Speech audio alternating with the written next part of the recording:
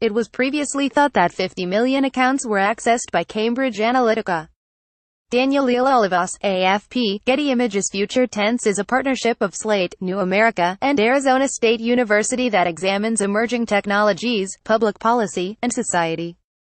Facebook disclosed in a blog post on Wednesday that political consulting firm Cambridge Analytica accessed the private data of a considerably larger number of people than was previously known. In total, we believe the Facebook information of up to 87 million people, mostly in the U.S., may have been improperly shared with Cambridge Analytica, he wrote. The New York Times and other outlets have been reporting that about 50 million people were affected based on information from whistleblower Christopher Wiley, who formerly worked at Cambridge Analytica. Facebook CEO Mark Zuckerberg clarified later in a press call that 87 million was the maximum number of accounts that Cambridge Analytica could have accessed, though the actual number is probably lower. Facebook indicated that users will be able to check if Cambridge Analytica had access to their data via a link that will appear at the top of their news feed starting on April 9.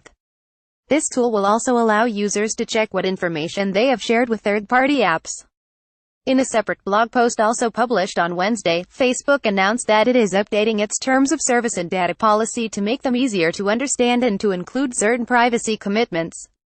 The company hopes that these additions will make clearer to users what data it collects and how that data is used. As Recode notes, however, Facebook seems to be simply disclosing more details about its data gathering efforts rather than actually changing any of these practices. For example, the data policy now states that the company collects data from users' Instagram accounts to give them recommendations for events and other content on Facebook. The policy also discloses that Facebook can keep call and text records from Android phones that use Messenger, which the company confirmed to the press in March. In the aftermath of the Cambridge Analytica revelations, Facebook has been scrambling to tweak its platform and assure the public that a similar privacy infraction will not occur again. Last week, the company announced that it will be partially redesigning the platform to make privacy controls easier to use.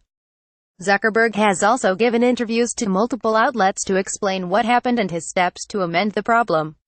He is expected to testify before Congress on April 11.